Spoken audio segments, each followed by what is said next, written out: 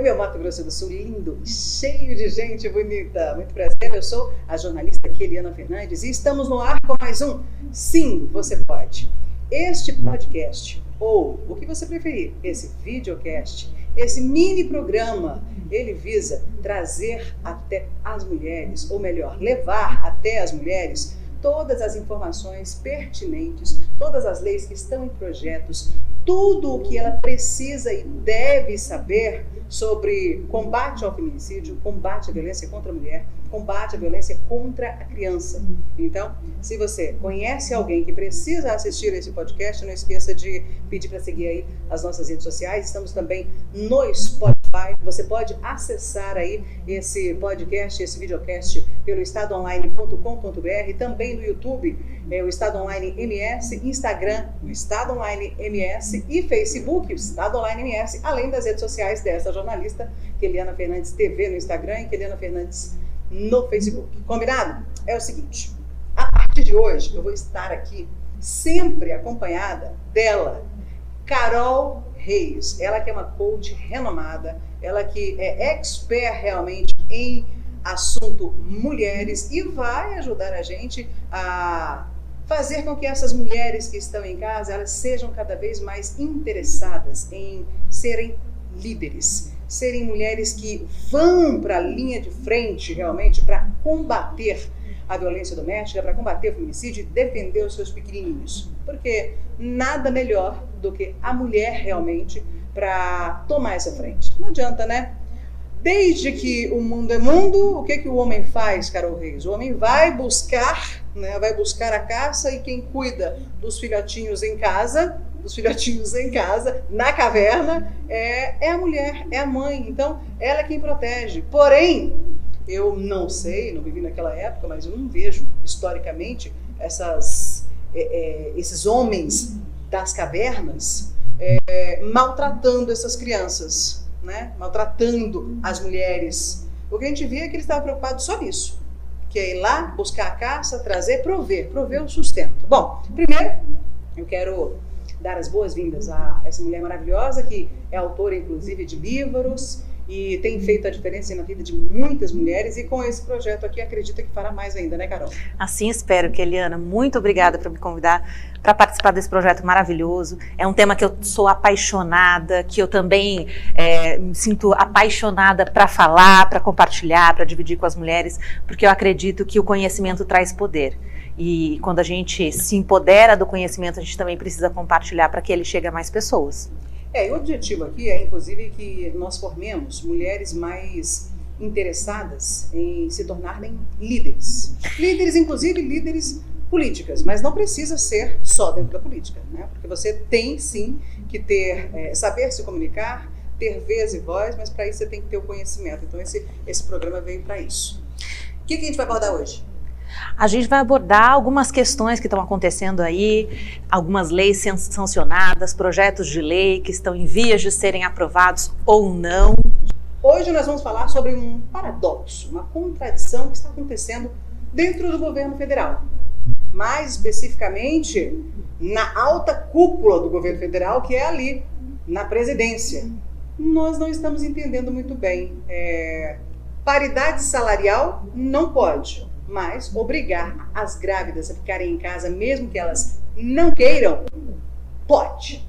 Bom, se você não concorda com isso, então você reclame, você faça a sua voz ouvida nos 4 cantos do Brasil, porque sim, você pode estar no ar.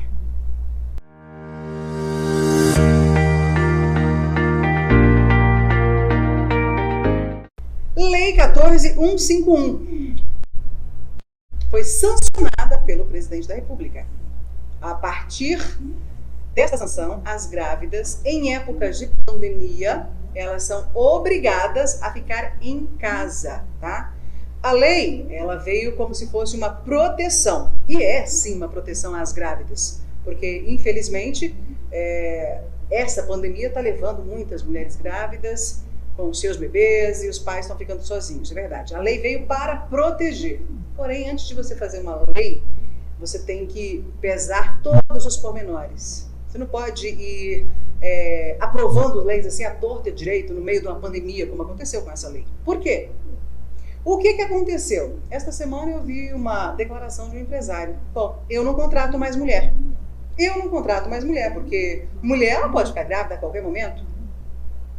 E aí, a justificativa do presidente Bolsonaro para não sancionar, né, ou a dúvida, que ele colocou em dúvida, para não sancionar a lei de paridade entre gêneros, a antiga PL 6393, que em 2009 era assim, passou depois para ser um PL 130, e agora mudou de novo de nome. Agora é a 1558, não é isso? Da paridade 1558, da paridade salarial. Eu tive que anotar, porque é uma história tão complicada. Foram mais de 10, 11 anos discutindo na Câmara, no Senado, e chegou lá o presidente não aprovou. Pelo amor de Deus, Carol. E aí? O presidente não aprovou a lei, dizendo que será que se eu aprovar essa lei aí, essa punição pros... Isso aí é a frase dele. Será que se eu aprovar essa lei, essa punição pros empresários, será que as mulheres vão ficar desempregadas? Vai ter emprego para mulher? Ele disse para comentarem na live dele sobre isso, que ele ia pensar se ele ia sancionar ou não. Resultado é que ele não sancionou. E, numa manobra lá que a gente entende bem como é que isso funciona, o presidente da Câmara pegou o projeto de volta, entendendo o Lira, né? Entendendo que esse projeto precisava ser revisto porque mexeram no mérito. E isso não aconteceu. Keliana, eu vejo que tanto a questão da PL sobre a paridade salarial, quanto a lei que foi sancionada em relação às gestantes, ela traz à tona um discurso filosófico, que é do protagonismo das mulheres. Até quando homens tomarão decisões sobre a vida das mulheres, sobre a carreira das mulheres, o salário das mulheres, os corpos das mulheres? Nos Estados Unidos, um conselho de homens decide quantos absorventes as detentas presidiárias femininas elas vão usar durante o mês no seu período menstrual. Então, qual é o critério que os homens têm para olhar demandas que são tão particulares? Femininas. Né? Femininas. E nós temos ali pouca representatividade, ainda bem que temos representantes de peso, mas ainda assim são poucas, e que não necessariamente contemplam toda a diversidade, o que chamam de interseccionalidade entre toda essa pluralidade feminina, as mulheres negras, as mulheres indígenas, que têm demandas diferentes. Então precisamos de mais mulheres discutindo, precisamos de consultas públicas, precisamos trazer o povo e as mulheres para tomarem essas decisões, porque fica nessa coisa especulativa. Ah, mas será que as empresas... E uma live não é o lugar mais adequado para fazer uma consulta pública, concorda? Por favor, né? Numa mídia social, na rede social, comenta aí, dependendo do que você comentar, eu vou sancionar ou não. Parece aqueles desafios de youtuber. Se 100 mil pessoas comentarem, o presidente vai pintar o cabelo de verde. Daqui a pouco vai ser isso aí. Gostei. Gostei. Verde e amarelo, né? Exatamente. Brasil. Olha, Carol, eu fico realmente chateada, sabe por quê? Porque eu nunca fiz campanha pró-Bolsonaro, nem contra Bolsonaro, nem pró-Lula, nem pró-PT, nem contra Lula. Eu sempre fui uma jornalista assim, bem imparcial, até quando era candidata a deputada federal na última eleição. Não fiz campanha para ninguém, até porque eu não tinha certeza de absolutamente nada. Hoje, o presidente da República é também o meu presidente, é o seu presidente. Então eu respeito o que ele representa, respeito as pessoas que defendem ele com unhas e dentes. Mas não é porque respeito, não é porque enalteço alguns tipos de trabalho que ele vem fazendo junto com a sua equipe de governo, que sempre tentando, a gente percebe que ele sempre tenta acertar, mas é isso que é a função do Poder Executivo realmente. Ele foi eleito pela maioria, tem que tentar agradar a maioria. Porém, quando você começa a olhar assim, o lado machista no Brasil, eu olho para o presidente Bolsonaro e penso assim, será que ele realmente não é machista? Porque ele diz que não é. Ele diz que não é machista. Mas essas duas decisões que ele tomou, eu não deveria ter sancionado a lei? Não é que você não deveria ter sancionado a lei. Você deveria também ter sancionado a lei da paridade, para ser coerente, porque não é incoerente isso. Enquanto você diz que está preocupado se a mulher vai ficar desempregada, porque os empresários vão ser punidos se cometerem um crime, que já é crime previsto, né, previsto mesmo na Constituição. Nós não podemos ganhar menos. Isso aí seria só uma forma de obrigar o empresário a cumprir algo que já existe, né, ter uma punição maior, que é para isso que serve aí os PLs. Ele não faz isso. Ele simplesmente coloca aí para a torcida decidir. A torcida não decide, ou decide, ele não gosta da decisão, e deixa um outro jogador vir pegar a bola e levar a bola para ele. Agora, em uma outra, não. Ele não pensou.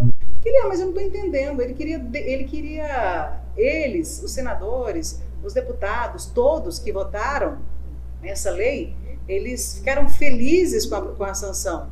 Mas será que 13 senadoras, 70 deputadas apenas nos representando, pensou que uma mulher grávida tem e deve decidir pela saúde dela e do bebê dela? Porque eu acho, sim, que a mulher tem que ter o poder de decisão sobre o que ela quer fazer. Desde que ela esteja vacinada, por exemplo, ela tomou as 2 doses, e as grávidas estão vacinadas, praticamente todas, na maioria das regiões, mas mesmo que não estejam, creio eu que isso é uma decisão dela querer ficar em casa ou não, dela querer perder o emprego ou não. Você se meter nisso, você decidir por elas, como você falou, é um absurdo. E é um cenário de insegurança jurídica, tanto para a mulher quanto para a empresa. Porque teve essa MP 1045, que regula esse contrato que pode ser suspenso durante 120 dias, só que tem aí uma redução da carga do salário. Só que nesta lei que foi sancionada não pode haver redução. O problema da insegurança é como o empresário consegue prever, porque ninguém sabe quanto tempo vai durar a pandemia. Exatamente. E o problema real não está em deixar a grávida em casa ou não deixar a grávida em casa. O buraco é mais embaixo. Uhum. O problema está, a população não foi vacinada em massa como deveria ter sido, dentro do prazo que deveria ter sido. Hoje a gente tem, de novo, nos Estados Unidos, como referência, boas e ruins, né? Uhum. Porque nenhum país é perfeito. Mas nós temos aí 35% da população vacinada e os eventos já liberados e as pessoas começando a viver a vida normalmente, podendo sair de casa sem máscara e tudo mais. Então, é uma cortina de fumaça, Keliana, porque no final das contas, se todo mundo estivesse vacinado amplamente, com acesso, e a gente estava falando até no intervalo, poxa, tudo bem, eu afasto a grávida, eu coloco ela em casa, mas e o marido? Pois é. E a mãe? E as outras pessoas da família? Então, vamos afastar todo mundo, porque ela continua em risco. De novo, aquele problema. Então, vamos fazer lockdown? Exatamente. Exatamente. Gente, é uma coisa tão incoerente, 2 pesos, 2 medidas. Justamente. Não consigo entender o que ele pensou. Não consigo entender. Se alguém conseguir, me explica aí. Pode falar comigo nas redes sociais aí, Keliana Fernandes TV no Instagram. Pode ser só no meu, tá? Aqui já sou eu, a jornalista falando. Eu não consigo entender o que ele gostaria. Eu tenho certeza que a intenção realmente de todos foi proteger a grávida com o bebê. Ok. Mas isso também tem que partir da mulher, entendeu? Mas se essa intenção ela é real, você protege a família. Porque a família tem contato com a gestante. Assim como você protege o idoso. Então não adianta você ter uma pessoa economicamente ativa, que está saindo para trabalhar todos os dias, sem vacina, e aí está o idoso dentro de casa. São coisas que são incoerentes, Keliana. E não adianta você resolver um problema e achar que aquilo lá são problemas complexos. Não existem respostas simples para problemas complexos. E eu tenho uma teoria, você falou, não imagino. Quando a gente olha, por exemplo, a licença maternidade, em países mais desenvolvidos, Suécia, Finlândia, a licença, ela é tanto do pai quanto da mãe. São 6 meses para cada um. Então, esse primeiro ano de vida da criança, ele é alternado. A mãe fica 6 meses, o pai fica 6 meses, eles escolhem e os dois têm a licença. Quando eu coloco essa licença para o pai, também uma licença estendida, eu tiro essa desvantagem da mulher. Por quê? Porque ser pai, ser mãe, implica no mesmo tipo de licença. Exatamente. Então, este raciocínio, de novo, é um raciocínio de colocar a mulher numa estrutura social de onde ela é a única responsável pela família, pela criação dos filhos, por cuidar da casa. Eu, assim, não sou tão radical de colocar o pai também junto 6 meses, todo o dia, mas eu falo que pelo menos ele tenha a permissão, né, ele possa participar meio período, além da noite, né? Eu tô pensando aqui, partindo aqui do impacto econômico que realmente isso causaria. Porque se toda vez que uma mulher der à luz, o homem que estiver trabalhando tiver direito a ficar 6 meses, o dia inteiro, e ainda recebendo do governo, ou melhor, do empresário, que não é do governo, né? Aí fica complicado realmente. Porém, no meio período, não dava nenhum impacto, ninguém ia perder emprego por isso. É só você fazer horas corridas, não ia atrapalhar e ajudar bastante. Eu falo assim, é isso aqui, é discussão. Você coloca um ponto de vista, eu coloco outro, sempre em prol de defender a vida, porém respeitar também a mulher num todo. Mas se nós não tivermos mais mulheres ou mais pessoas pensando como as mulheres, pensando com o coração, com a sensibilidade, com a emoção, que é o que eu acho que está faltando lá no Congresso Nacional. Acho que está faltando isso. Esse tema da licença ele é controverso porque a gente tem dados de que empresas que têm mais benefícios, auxílio creche ou a creche dentro da empresa, que dão mais benefícios para as mães, elas têm índice de produtividade e de lucratividade maiores. Muito maior, verdade. Então existe essa crença de que quando eu dou qualidade de vida para o funcionário, eu estou pagando para ele ficar em casa e aí eu estou sendo onerado enquanto empresário. Só que os dados comprovam o contrário, que aquele funcionário que tem qualidade de vida, que é respeitado em sua essencialidade humana, como ser social, humano, mãe e família e tudo mais, esse funcionário ele é mais engajado e, portanto, mais produtivo. Justamente. E, no final das contas, é óbvio que a empresa não é um projeto social para fazer caridade para os funcionários. Ela é uma instituição com fins lucrativos. Então, que não se tome essa decisão simplesmente porque somos bonzinhos. Eu duvido que essas empresas tomam, porque somos bonzinhos. Sim, elas têm seus valores culturais, organizacionais, mas elas também estão olhando para a produtividade. Elas não fazem isso à toa. Por que existem benefícios na empresa? Por que tem empresa que paga academia de ginástica, terapia durante a pandemia? Porque isso impacta sim no resultado, porque eu preciso. Empresas são feitas por pessoas. Empresas de sucesso são feitas pelas pessoas certas, engajadas no lugar certo, que querem estar ali, que têm senso de propósito. Então existe aí uma especulação, um mito de que a empresa que vai perder dinheiro, etc. Isso é uma limitação também do empresariado, que precisa ser superada para que ele pare de pensar de um formato medíocre e adote um pensamento de empresa grande, para que ele possa crescer na mesma proporção. E aí não dá para ter esse tipo de mesquinharia, esse tipo de pensamento que não é coerente com a realidade. É claro que a questão da licença maternidade e paternidade, a gente está entrando também num escopo cultural. A gente está falando de países onde a desigualdade de salário, de atividades domésticas, ela é mais igualitária. Os homens são mais ativos, tem menos. A mulher no Brasil, ela tem 4 vezes mais o trabalho, mais tempo no trabalho doméstico do que o homem. Então a gente tem uma grande jornada aí até chegar nesse momento. Não adianta eu dar 6 meses de licença paternidade num país que tem um abandono parental que nós temos no Brasil. Exatamente. Que nós temos milhões de crianças sem o nome do pai na certidão de nascimento. Então é todo um processo, por isso que eu disse. Não existe solução simples para problema complexo. Não é isso que vai resolver o problema da gestante. E isso não resolve a economia, Keliana. A gente tem que falar sobre isso. Será para as gestantes, se elas querem ficar em casa? Eu acho importante que a gente tenha espaços como esse para que as mulheres se eduquem. Porque Thomas Hobbes fala que o homem é o lobo do homem. Que o homem é um ser perverso e que ele não vai abrir mão do poder. Então, se as mulheres, que são mais da metade da população, aqui no Brasil. Você falou, o presidente pergunta, mas ele é um representante do povo. Exatamente. E este povo, mais da metade, são mulheres. Então, elas têm que ser consideradas, não sob o espectro do que o homem pensa que a mulher quer, e sim de perguntar ativamente. Só que a gente também precisa capacitar as mulheres para que elas saibam o que elas querem. Porque muitas também não se colocam nessa posição protagonista porque elas não têm informação suficiente. Mas então, esse é o nosso objetivo. Exatamente, por isso nós estamos fazendo assim, você pode. Para que você realmente tenha conhecimento de tudo que acontece à sua volta. Porque as mulheres, elas se envolvem tanto no trabalho delas, que na maioria das vezes não é relacionado à informação, né? Não é relacionado à política, e não adianta, porque tudo se resume em política.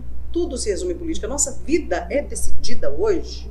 A nossa vida, presta bastante atenção, A vida das mulheres é decidida entre 513 deputados federais lá em Brasília e 80 senadores lá em Brasília, e tem mais o presidente da República. Eles decidem. Aí, lá dentro do Senado, nós temos 13 senadoras, 13 mulheres, guerreiras, ferrenhas. Eu sou fã da bancada feminina do Senado Federal. Sou fã. E aí temos mais 70 deputadas federais, 70 ou 71, não me lembro exatamente o número, mas 70 deputadas federais. 70, no universo de 513. O que essas mulheres estão fazendo de barulho? Você imagina se nós tivéssemos mais 70, pelo menos? Se nós tivéssemos mais 13 senadoras, entendeu? E nós temos números para isso, como você disse mesmo. Disse muito bem. Nós somos mais de 50% da população.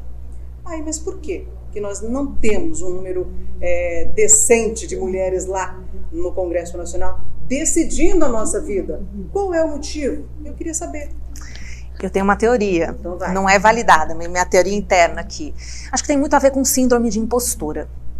A mulher, ela tem essa consciência de que se eu não estou preparada para isso, então você me convidou para participar desse projeto. Aí eu penso aqui internamente. Posso falar que sim, mas estou aqui pensando internamente. Puxa, mas eu nunca fiz isso, mas eu nunca apresentei um programa, eu nunca estive nesse ambiente, eu não estou capacitada para isso. No mercado de trabalho, quando a mulher não atende 100% dos requisitos da vaga, ela nem manda o currículo. E o que eu percebo as mulheres sentem que elas precisam se qualificar mais para pertencer aos espaços de poder também. Então ela não se candidata porque ela não se sente apta. E no final das contas, se a gente olhar os homens, eles não se preparam tanto para ocupar esses espaços, eles simplesmente vão, porque eles são mais arrojados, a gente tem que dar o mérito também a quem tem esse mérito. Claro. E aprender com eles também, que talvez nós não vamos ter toda a preparação e que nunca estaremos 100% preparadas, até porque o ofício a gente aprende vivendo. Primeiro de tudo, é você descobrir por que você veio ao mundo. Por que você veio ao mundo? Você veio ao mundo apenas para criar os seus filhos? Só para criar os seus filhos? Ok. Então, só para criar os seus filhos, você também tem que ser líder. Só para criar os seus filhos, você também tem que entender o que está acontecendo no mundo à tua volta. Porque se você vai criar os seus filhos de uma forma que você, sem conhecimento, vai passar para ele algo errado, você não está fazendo bem o teu papel. Então, em qualquer área que você trabalhe na vida, você precisa se arriscar sim, sem medo de julgamento. Sem julgamentos. Muito importante o que você disse, porque somos mais da metade da população e mães da outra metade. Então é nosso papel também, enquanto mães, capacitar essas crianças que estão vindo ao mundo. Eu não posso me alienar e dizer assim, não gosto de política. Política não é para mim, não quero saber desse assunto. Se você reclama do preço do arroz, isso é política. Se o preço da passagem do ônibus aumentou, isso é política. Nós somos seres políticos. Se você não tem creche para deixar, se você não tem vacina, isso é política. Nós somos seres políticos. Enquanto a gente não se apropriar desse tema e se inserir, e é claro, a gente não vai sair simplesmente pegando uma manchete do jornal e proferindo opiniões nas redes sociais, à torta direita, como se fosse dono da razão. É realmente se empenhar, aprender, aprofundar cada vez mais. Começa aqui num podcast, lê mais uma matéria, vê as referências que te inspiram, que falam coisas que fazem sentido para você, e aos poucos vai se informando. Porque quando você, enquanto mulher, não se apropria deste conhecimento e não se torna protagonista, as outras pessoas vão decidir para você. E o que você está ensinando para os seus filhos? Que ele é um ser controlado, ele é uma massa de manobra, que outras pessoas vão decidir o destino dele. Meninos e meninas. Justamente. Então é nosso papel social, enquanto mães também, dar esse exemplo, que os nossos filhos sejam questionadores, curiosos, sejam instigados pelo conhecimento, sejam instigados pela diversidade, por conhecer outros pontos de vista, porque não adianta também eu só ler um tipo de coisa, ou só ouvir um tipo de influenciador, ouvir essa diversidade toda para formar uma opinião própria. Hoje, o que eu vejo que é o maior problema e que é uma das habilidades que mais vai ser necessária nos próximos 15 anos, habilidades socioemocionais, é solução de problemas complexos e pensamento crítico. As pessoas, elas simplesmente leem uma matéria e reproduzem. Elas não criam um pensamento crítico a respeito daquilo. E às vezes nem investigam se realmente aquela informação é real ou não, entendeu? E olha que genial, hoje a pauta que você trouxe pra gente, Keliana, sobre a lei sancionada sobre as gestantes. Então, olhando de fora, num olhar superficial, algo maravilhoso, que coisa boa, estamos protegendo o direito das gestantes, mas quando você olha com pensamento crítico, você fala, peraí, o que está por trás disso? Aos interesses de quem isso atende? Exato. É da gestante? Até certo ponto, sim. É do empresário? Não tanto. Mas esse da gestante, será que atende mesmo no longo prazo? Ou será que isso estigmatiza ainda a mulher no mercado de trabalho? Sobretudo quando existe essa dissonância que você falou, né? Esse paradoxo de não ter salário igual. Exatamente. Ué, e com essa justificativa, né? Nem só ter salarial, com essa justificativa que não é plausível, porque já está aprovado, inclusive lá no Senado, Paulo Paim no relatório disse, gente, se nós tivermos uma paridade salarial mesmo, uma punição para quem descumpre a lei, o impacto econômico vai ser tão positivo que nós vamos gerar mais renda, vamos gerar mais empregos. Então, não tem justificativa. Então, fica esse questionamento. Agora, você falou um negócio agora há pouco, eu achei muito interessante, me fez lembrar de que, eu não me lembro em qual ano, eu sei que eu era presidente do municipal do PMDB Mulher, lá em Dourados. E eu fiz uma audiência dizendo, mulheres educando políticos. Nessa linha que você falou, nessa linha. Porque desde que eu me entendo por gente no jornalismo, eu quero me inserir na política, não só no jornalismo, não, desde 16 anos de idade, nem era radialista, que eu comecei a ser radialista com 17 anos, mas eu já tinha essa ideia de que a gente tem que estar dentro de tudo, tem que estar participando de tudo. E a responsabilidade que eu, como mãe, tenho em formar a Vanessa e a Pietra, mulheres que queiram sim se engajar um dia na política, não para fazer dela profissão, porque minha profissão é jornalista, e acho que também é um erro as pessoas quererem transformar política em profissão. Porém, você se desprender de alguns anos da sua vida para colaborar para a organização da sociedade, que é a política, esse é o fim da política, a organização da sociedade, pensando que temos que ter todos os tipos de sentimentos e pensamentos num Congresso Nacional com mais de 600 pessoas, é também nossa responsabilidade. Por isso eu fiz Mulheres Educando Políticos. Eu e toda a equipe do MDB Mulher, PMDB na época, né? PMDB Mulher, lá em Dourados, há alguns anos atrás. Então, é bem isso, e é isso que eu quero reavivar. E agora a gente tem essa ferramenta fantástica que é a internet para levar isso até as mulheres. Então, vamos pensar um pouco, mulheres, em nós também, mas os nossos pequenos que nós vamos formar. Porque enquanto estamos aí preocupados, reclamando, dizendo, ai, político é tudo ladrão, nós temos que lembrar. O político bom daqui 10 anos pode ser o seu filho, pode ser sua filha. E você tem responsabilidade nisso. É isso. E o político é um servidor público.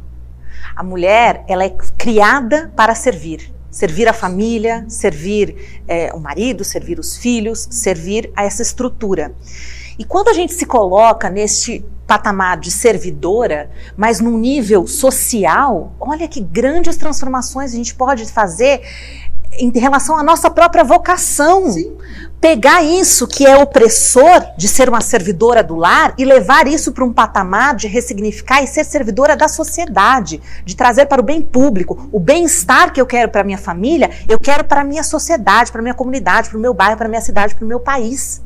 Então nós somos seres altamente políticos o tempo todo, nós temos esse DNA político dentro de nós, mulheres, na nossa criação, na nossa formação. É questão de lapidar e ajustar para o foco certo. Não necessariamente para levar o leve-trás ali da vizinhança ou pechinchar ali na feira um melhor produto, mas para pensar em soluções maiores, que nós também somos capazes de desenrolar e de criar bem-estar social, porque quando a mulher ela sobe, ela traz as pessoas junto. Quando a mulher ela tem autonomia financeira, quando ela tem segurança, quando ela tem uma rede de apoio, o que ela faz? Ela se torna uma mãe melhor, ela forma pessoas melhores. Quando a gente olha essas áreas muito violentas, né, as favelas, as periferias violentas, o que a gente vê? Muito abandono parental. Então, mulheres que são líderes de família, chefes de família, criam sozinhas seus filhos, sem rede de apoio, sem creche, sem família, e ela tem que sair para trabalhar, essa criança fica o dia inteiro na rua, e aí ela vai para o crime. Então, olha a importância de cuidar das mulheres. Quando a gente fala em previdência, a previdência é um problema. Então, a gente vai precisar de mão de obra jovem, mas quem vai dar à luz a essas pessoas jovens? As mulheres. Só que aí a mulher não tem como sustentar o filho. E então, ou a mulher não vai conseguir manter essas crianças e a gente vai ter aumento de criminalidade, etc, etc, ou a mulher vai parar de ter filho. As mulheres que têm mais estrutura, condição para trabalhar e tudo mais, não vão mais querer ter filhos. E aí a gente vai ter populações envelhecidas, como acontece nos países da Europa. Justamente. Só quero voltar agora para o nosso tema, que é o seguinte. As mulheres grávidas, elas estão protegidas hoje, mas muitas vezes compulsoriamente. Porque nós mulheres, nós mães, nós sabemos até onde devemos, até onde podemos ir para proteger a nossa prole, para proteger o nosso bebê na nossa barriga. E a gente tem que ter a liberdade de decidir isso. E eu não estou aqui colocando, neste momento, o tema aborto, não, tá? Não é isso que eu estou dizendo. Eu estou dizendo que... E tem diversos empresários que estes ouvidinhos aqui ouviram dizendo que eu não contrato mulher grávida. Aí sim. Ou melhor, não contrato mulher. Não é nem isso, não é mulher grávida, não. Mulher grávida eles já não contratam mesmo hoje. Isso também é um erro, porque gravidez não é doença. Se a mulher tem uma gravidez de risco, ela realmente fica em casa, ela não quer ir trabalhar. Se a mulher se acha em risco, não é uma lei, não é o presidente sancionando lei, não é uma lei que vai falar que você tem que ficar em casa, que ela vai ficar em casa. Vai, porque não vai ter outro jeito, que o empresário não vai arriscar levar uma multa, né? Mas, e aí? Cadê o nosso poder de discussão sobre isso? Na hora da gente conversar com o patrão, é melhor pra gente? É melhor pra gente? Oba! Mas, infelizmente, a gente sabe, isso sim, essa lei sim, pode impactar muito, pelo menos durante a pandemia, a contratação das mulheres. E será que isso não pode ser um retrocesso? As mulheres já são as mais impactadas economicamente na pandemia. Pois é. São as que mais tiveram queda de renda, são as que mais foram tiradas dos empregos. Exatamente. Elas são as que menos tiveram recolocação profissional durante a pandemia, porque, de novo, todo o trabalho doméstico, cuidado das crianças, é esperado única e exclusivamente das mulheres. Exatamente. E aí não tem escola, a criança não pode voltar para a escola, tem que ficar em casa, a escola está fechada, a creche está fechada, essa mulher não tem quem deixar. Ou seja, é um problema impossível, a gente fica girando em torno das mesmas coisas há séculos. E eu vejo pequenos, assim, doses homeopáticas de evolução, que me desanimam e que às vezes me dão gás. Eu falo, não, estamos avançando, mas às vezes eu falo, que cinismo, estamos avançando nada, estamos retrocedendo, já era para estar muito depois. Então eu fico neste conflito interno, sabe, Keliana? Sinto também essa revolta às vezes de falar, puxa, porque no final das contas não é direito só das mulheres, é um benefício da sociedade, é um incremento de 26% do PIB mundial, paridade salarial, é uma questão econômica. É uma questão de homens e mulheres. É uma questão desses homens que vão amanhã estar no poder. Quem são as mães? Como eles foram criados? Qual foi o lar que eles tiveram? É uma questão de repensar papéis sociais, que não está tudo bem um homem abandonar uma família e a mulher não poder trabalhar fora. E dar o peso certo para as coisas certas. Então, a gente não vai falar hoje sobre feminicídio, mas, poxa, olhar a mulher como um ser humano, não como um objeto ou como um ovo, uma chocadeira ali para parir filhos e cuidar de filhos. Mas é exatamente isso que eu estou entendendo, entendeu? É isso que eu estou entendendo, é isso que eu estou com medo. Para mim, essa lei, ninguém pensou a respeito dessa lei dessa forma. E talvez nem as próprias deputadas ou senadoras, eu não acompanhei como é que foi esse projeto realmente, quem foi que propôs, eu não sei exatamente, só sei o que está na lei aqui, que eu achei simplesmente assim, peraí, deverá, ok? E deverá não explica nada, é compulsório mesmo, eu tenho, e aí eu perguntei para uma assessora de deputada, se isso aqui realmente é compulsório. Se a mulher quiser ir trabalhar, ela não pode? Não. Ela não pode. Aí é o que eu disse que é a insegurança jurídica. Vamos dizer, a mulher quer trabalhar, mas a empresa não vai se colocar numa situação dessa, passível de contencioso trabalhista depois, porque a mulher quis e aí depois ela vai lá e entra na justiça e fala, você deixou eu trabalhar, etc. A empresa não vai se colocar nesse risco. Então, por mais que não esteja escrito na lei, compulsório, é compulsório. Aí um projeto igual a paridade salarial foi discutido durante praticamente 12 anos, não foi sancionado. Agora, um projeto vindo a toque de caixa, no meio de uma pandemia, não pensa nisso. Será que não pensa mesmo? Fica a pergunta. Obrigada, Carol. Eu que agradeço, Keliana. Valeu, gente. Beijo. Fui.